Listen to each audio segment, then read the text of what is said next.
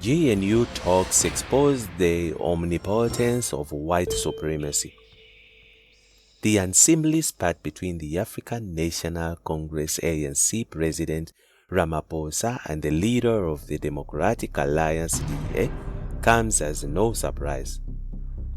This partly has to do with the fact that they represent different agendas that respond to opposing interests. The DA, once dubbed a party of white bosses and black stooges, is seen as fundamentally opposed to the aspirations of the majority whom remain landless in the country of their forebears. For the DA, a government of national unity GNU made up of black parties would be anathema. In its arrogance, the DA has described such a possibility as a doomsday eventuality. This historic fact has not deterred the ANC of Ramaphosa, who has made a Faustian deal with the Democratic Alliance. In doing so, it has chosen to trade its soul and the mission of advancing the total emancipation of African people from socio-economic bondage. Such pacts are unsustainable. The exchange of letters between the ANC and DA representatives reveal as much. For this part, Ramaphosa was quick to remind the leader of the DA, John Steenhuisen, that the ANC found the letter from the DA's federal chairperson to be offensive, condescending, and inconsistent with the Constitution. The discondescension and disdain meted to President Ramaphosa and the ANC from the DA leadership in commonplace. It is about putting a black person in his place. No black person is immune from such treatment, and no exalted space or borrowed robes can protect one. Even as a president of the most powerful nation on earth, former US President Barack Obama could not be asked to fetch coffee at a black-tie dinner and mistaken for a valet. In his own words, Obama had this to say: "There is no black male my age who is a professional, who hasn't come out of a restaurant and is waiting for their car, and somebody didn't hand them their car keys." Beyond driving a hard bargain, Zille has been consistent in her views. What did Ramaphosa expect from someone forced to apologize for having tweeted? For those claiming the legacy of colonialism was only negative, think of our independent judiciary, transport infrastructure, piped water, etc. It is the same Zille who once described Africans as refugees in their own country.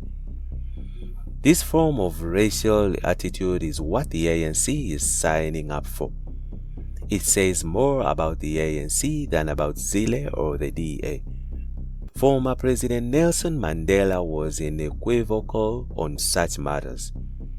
We were placed in a position in which we had either to accept a permanent state of inferiority or to defy the government. The lack of human dignity experienced by Africans is the direct result of the policy of white supremacy. White supremacy implies black inferiority. For all the pretense, it needs to be stated repeatedly that the ANC is still led by black folks who cannot imagine a future without supervision by whites. Biko describes this type of black man as someone who has lost his manhood. Reduced to an obliging shell, he looks with awe at the white power structure and accepts what he regards as the inevitable position. Deep inside, his anger mounts at the accumulating insult, but he vents it in the wrong direction on his fellow man in the township, on the property of black people. Rob Herzog, who has become infamous for his acerbic remarks, describes self-hate as follows: "The mutual hatred that all ANC and former ANC guys have for each other surpasses any supposed enmity they claim to have towards us white people. That was always our guarantee that they would never work together. The ANC's performance for the DA is worrying. At one level, it is about venting its anger in the wrong direction. At another level, it is an expression of a party suffering from an acute form of Stockholm Syndrome, a condition where hostages develop a psychological bond with their captors. Stockholm condition is an outcome of decades of conditioning and indoctrination.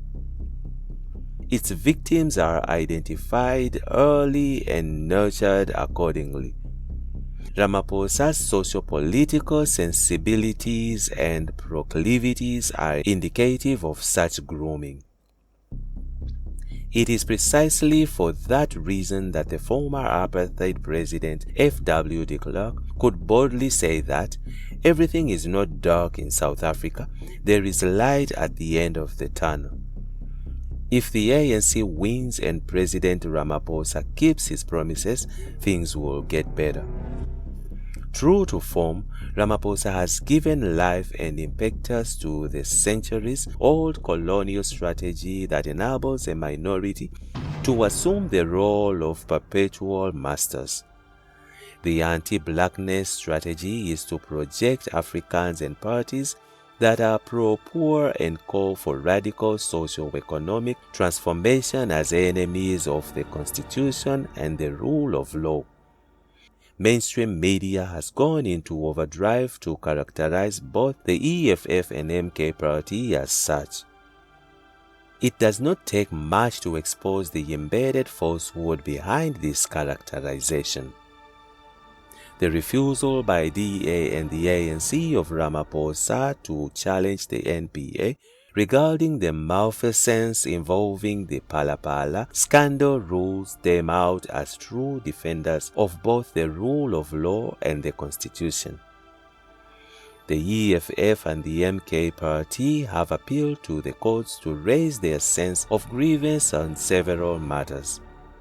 People who do not believe in the rule of law would not even bother.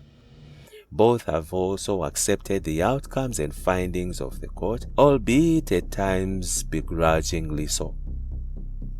The EFF manifesto repeatedly refers to using the Constitution to amend some of its clauses.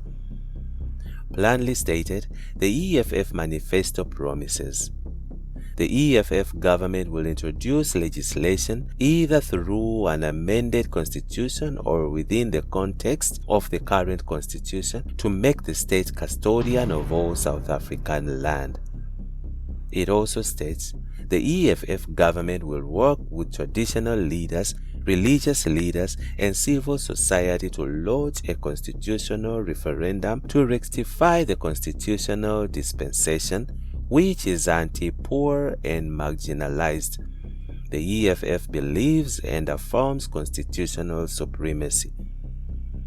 This has not stopped some pseudo-constitutionalists from accusing both parties as a threat to the Constitution. For lack of better words, this is utter nonsense. First, there is nothing unconstitutional about challenging the Constitution.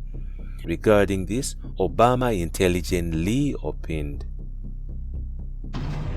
"Much of the time, the law is settled and plain.